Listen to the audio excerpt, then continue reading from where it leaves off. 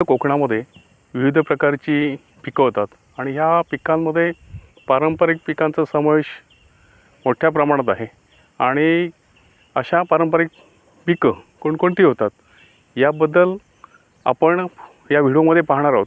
त्यामुळे हा व्हिडिओ तुम्ही नक्कीच पूर्णपणे पहा आणि सबस्क्राईब करा।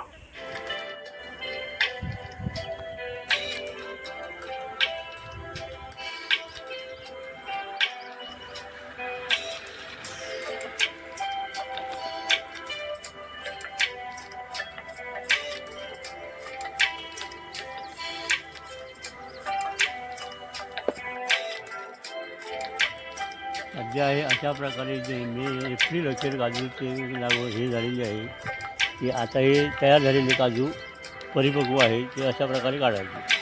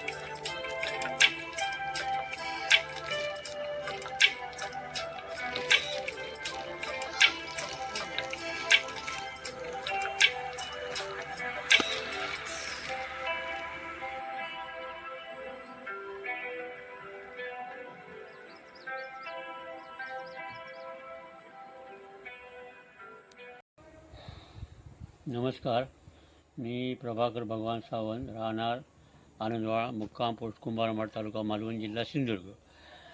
आनंदवाळ कातवड गावामध्ये माझी एक 5 एकर शेत जमीन असून त्यात माड, सुपारी, काजू, कलमा, पोपळी यांची लागवड केलेली आहे।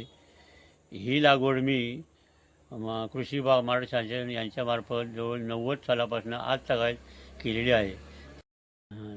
माझ्या या काजू बागेत लहान मोठी साधारण 200 काजूची झाडे आहेत। त्या काजूच्या लागवडीपासून मला एक वर्षाकाठी 1 लाख रुपये मिळायचे। तर मी कृषी विभागाच्या माध्यमातून मला थोडी माहिती मिळाली की ओल्या काजूला फार डिमांड आहे। मग त्यांच्याकडून मी त्यांची हे मार्गदर्शन आत्मसात करून मी ओल्या काजूकडे वळलो। त्यानंतर घरातील सर्व माझे सोबती आहेत त्यांची मदत घेऊन मी साधारण ओले काजू विकण्यास स्थानिक मार्केटमध्ये विकण्यास सुरुवात केली। त्यामुळे मला साधारण वर्षाला 1-2 लाख रुपयाचा फायदा होत गेला। त्यामुळे आजपर्यंत आता आमचा सीझन साधारण जानेवारी ते एप्रिलपर्यंत चालू असतो। पण ओल्या काजूचा सीझन असल्यामुळे सुके काजू किती जरी स्वस्त झाले तरी आम्हाला त्याचा काही फरक पडत नाही। आज साधारण 300 रुपये रेट शेवटपर्यंत आहे, त्याचा आम्हाला खूप फायदा होतो। कृषी विभागाचे नवीन तंत्र आत्मसात करून मी आज एक सधन शेतकरी झालेलो आहे। अशा प्रकारे मी इतर शेतकऱ्यांना सांगू शकतो की अशा प्रकारे शासनाची मदत घेऊन लागवड करावी आणि त्यापासून फायदा घ्यावा असे मी इतर शेतकऱ्यांना सांगू शकतो। आणि या माध्यमातून माझासुद्धा खूप जसा फायदा होतो तसा तुमचासुद्धा फायदा होऊ शकतो आणि तुमचं जीवन विकसित होऊ शकते। यासाठी मला कृषी विभागाने वेळोवेळी मार्गदर्शन करून मला खूप मदत केली। त्याबद्दल मी मालवण तालुका कृषी विभागाचे खूप खूप आभार मानतो।